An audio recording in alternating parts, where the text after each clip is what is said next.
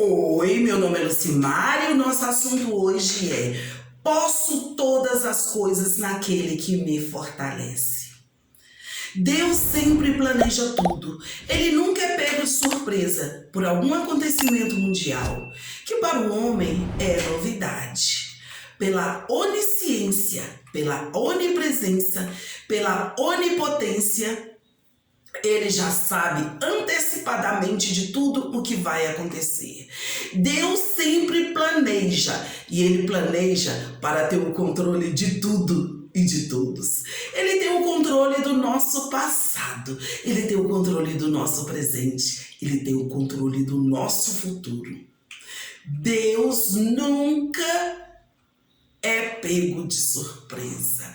Quando as coisas acontecem na Terra, na sua onisciência, ele já sabe e até já tem planos para usá-los no futuro salvífico da humanidade.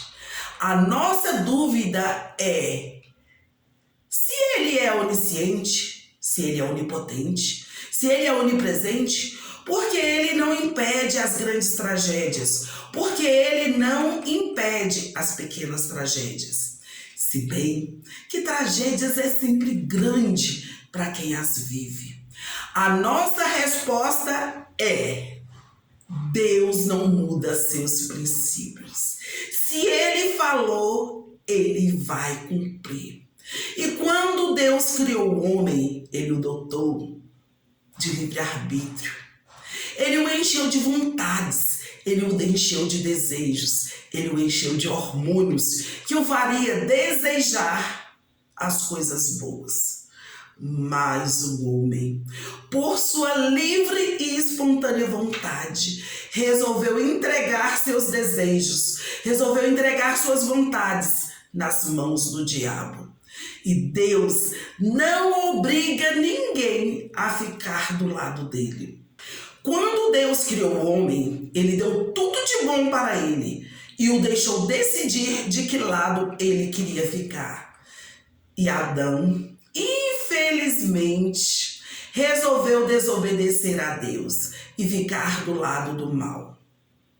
Mas e nós? Nós não aprendemos nada com a expulsão de Adão do paraíso, pois a maioria da humanidade decidiu também desobedecer a Deus, decidiu também deixar Deus de lado e ficar do lado de Satanás e seus anjos. Mas Deus é Deus, então ele usa cada acontecimento ruim, ele usa cada tragédia, ele usa cada dor para fazer com que o homem, para fazer com que a mulher se volte para ele. Não é Deus que nos coloca no deserto. São os nossos pecados que nos levam para o deserto. Deus nunca é pego de surpresa. Quando as coisas acontecem na terra, quando as coisas acontecem nas nossas vidas, quando as coisas acontecem na sua vida, Deus já tem planos para usar esses acontecimentos das nossas vidas, para usar os acontecimentos mundiais, para usar os acontecimentos pessoais nos seus planos de salvação. Para mim, para você, para usar os acontecimentos ruins ou os bons, para a nossa salvação. Somos resultados do ambiente que fomos criados. Somos conhecidos pelo nosso comportamento. Alguns educados, outros sem educação. Uns grossos, outros delicados. Uns cortês, outros descortês. Sempre descansaremos à sombra do Onipotente, mas para descansar depende do que nós fizemos. Que o Onipotente, Deus, ele está sempre disposto a nos dar o repouso devido. Mas nós, a escolha é nossa. Sempre descansaremos à sombra das asas de Deus, como também nos deitaremos em paz, porque o Senhor nos faz repousar em segurança. Para isso, basta que acreditemos em Deus. Quando reconhecemos que somos mordomos que somos servos de Deus, que somos servos do Senhor Jesus Cristo, estamos reconhecendo a sua soberania.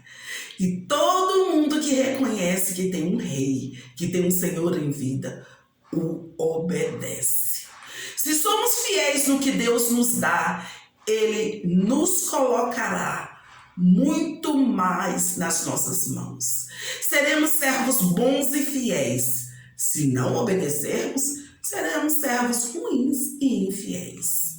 Deus nos dá a oportunidade de planejar a nossa vida. Mas às vezes não queremos.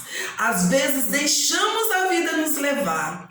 E daí fazemos tudo no soluço. Só vamos resolver os problemas quando as coisas já aconteceram. E aí vivemos do sofrimento. Quando nós planejamos, a metade do trabalho a ser feito já está pronto. Quem planeja é pontual. Quem planeja é confiável. A falta de planejamento pode incorrer em erros. Leva as pessoas a ficar gerenciando o caos o tempo todo. O servo de Deus é mordomo. Cuida da despensa do seu Deus. Cuida de dispensar as coisas de seu Deus. Então ele planeja. Então ele gerencia o seu tempo. Então ele gerencia tudo que Deus coloca nas mãos dele. Pois ele sabe que tudo que Deus põe nas suas mãos, que tudo que Deus permite que ele faz, é obra de Deus. E ele sabe que tudo na obra de Deus é precioso. Que cada pessoa é muito preciosa para Deus. Planejamento evita desespero, evita ansiedade, evita algumas dores.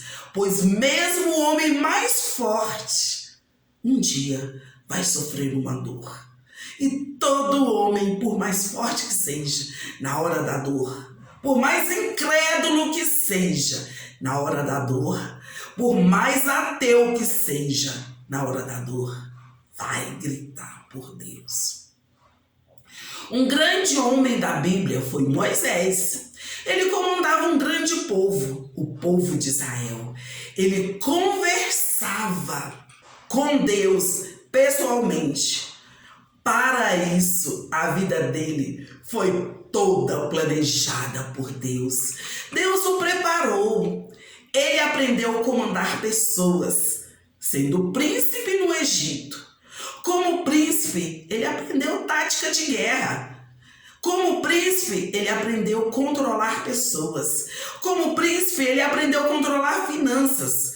Como príncipe, ele aprendeu a comandar grupo de pessoas em viagem. Depois, após um dia de fúria, ele matou um egípcio. Um dia de indignação, ele matou um egípcio. E aí, Deus usou esse acontecimento na vida dele para continuar o treinamento de Moisés. Ele passou para a segunda parte do seu treinamento, para conduzir o povo de Israel. Deus o mandou para o deserto. Ele fugiu para o deserto, mas Deus permitiu que ele fugisse para o deserto. E ali ele ficou por anos, cuidando do rebanho de uma pessoa que depois tornou o seu sogro, o rebanho de Jetro. Moisés passou anos aprendendo a comandar e a guerrear.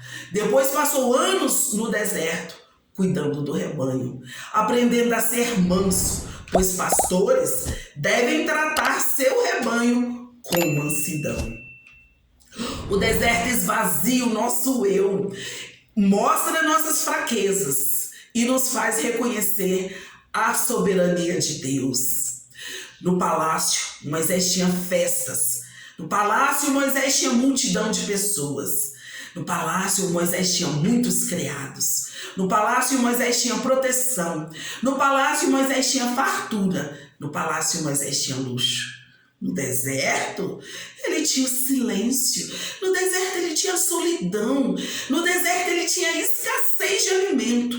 No deserto, ele tinha o frio, o calor escaldante do dia e o frio da noite. No deserto, ele tinha falta de quase tudo. Após todo esse treinamento, ele estava preparado. Ele estava pronto para conduzir o povo de Deus. Ele podia falar como Paulo, na carta aos Filipenses, capítulo 4, versículo de 11 a 13. Não digo isso como por necessidade, porque já aprendi a contentar-me com o que tenho. Sei estar abatido e sei também ter abundância. Em toda maneira, em todas as coisas, estou instruído, tanto a ter fartura como a ter fome, tanto a ter abundância como a padecer necessidade. Posso todas as coisas naquele que me fortalece. Posso todas as coisas em Cristo Jesus que me fortalece. Mesmo o homem mais forte, no momento da dor, clama por Deus. Aliás, todos nós deveríamos clamar por Deus em todos os momentos da nossa vida, pois é o que um pai espera que o filho faça. Na hora da necessidade, que o filho chame, que conte a ele tudo o que está sentindo, tudo o que está pensando, tudo o que está lhe acontecendo. No silêncio do deserto, Deus nos mostra a direção que temos que tomar. Nos mostra o caminho a seguir e nos ensina a planejar como prosseguir neste caminho. Todos nós temos um vazio dentro de nós e cada pessoa tenta preenchê-lo de forma diferente. Uns tentam preencher esse vazio com álcool, outros com drogas lícitas e ilícitas, alguns com festa, outros com mulheres, outras com homens, com trabalho, com dinheiro, com sucesso e até com religiosidade.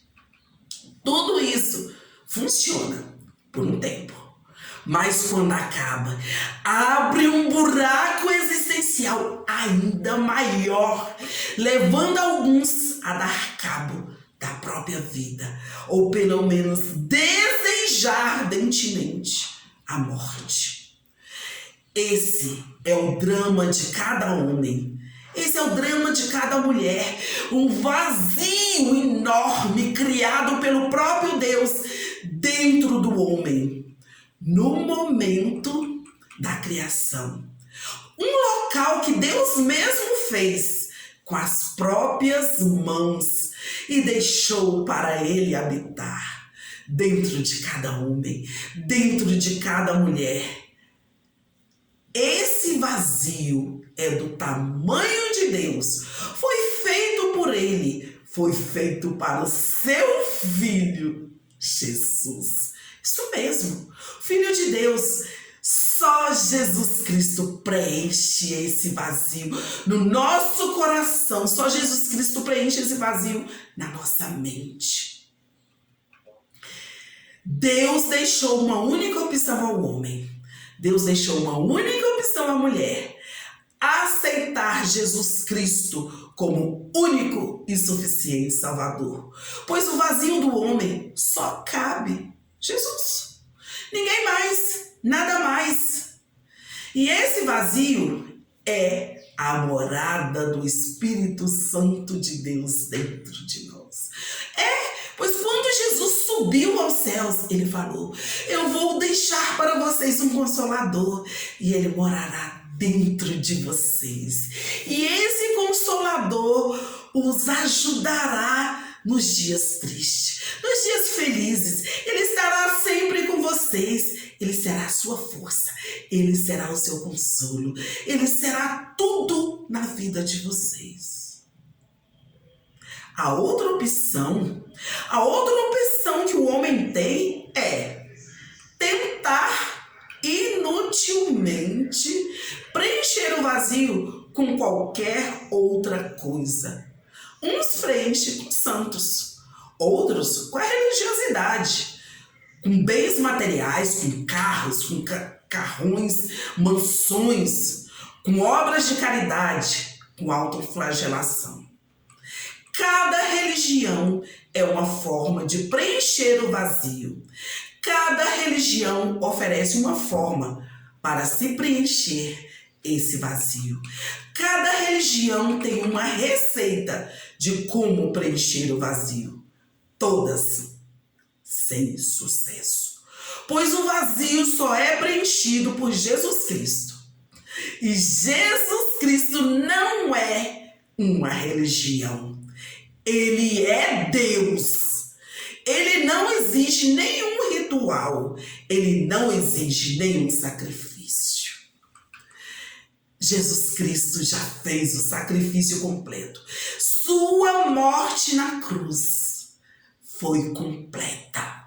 Ele só nos pede para amar a Deus sobre todas as coisas e ao nosso próximo como a nós mesmos. Ele só nos pede para ser amado. Isso mesmo. Ele quer que nós o amemos. E nós não queremos amar. Então nós criamos uma religião. Para fugir da ira de Deus, inventamos um monte de rituais, um monte de regras e passamos a seguir. E nos perdemos no meio delas. Deus só quer que acreditemos nele, que aceitemos o seu Filho como único e suficiente Salvador. Deus só quer que amemos nosso próximo, mas por escolha própria preferimos a incredulidade. Por escolha própria preferimos o ateísmo, a falta de fé, o ódio em vez do amor, a injustiça em vez da justiça, a iniquidade em vez da equidade, a desobediência em vez de obedecer a Deus. Daí ficamos enfermos do corpo, daí ficamos enfermos da alma, daí ficamos enfermos do espírito. Pois somos pó, fomos feitos do pó da terra, somos fracos e por prepotência tentamos lutar contra o próprio Deus. Aquele que habita nos céus se rirá, o Senhor zomba deles. Isso está escrito no Salmo 2, versículo 4. Deus se ri da nossa ousadia de tentar fugir dele. Não tem para onde fugir de Deus. O único lugar que nós vamos quando nós fugimos de Deus é para as mãos do diabo. Não existe meio termo. Não existe estar em cima do muro. Não existe outra escolha. Nós só podemos escolher Deus, o céu ou o diabo e o inferno. A escolha é nossa. Na Bíblia não fala a palavra livre-arbítrio, mas nós temos escolha. Por isso usamos o livre-arbítrio. A escolha é nossa. Deus e o céu, o inferno e o diabo. O lago de fogo e Satanás e seus anjos. A única escolha que nós temos é essa. O maior problema do ser humano são as enfermidades da alma causadas pelo pecado. Alma igual a mente, igual a vontades e emoções. Pois se desviar de Deus implica em sair de perto dele. E longe de Deus não há paz mental.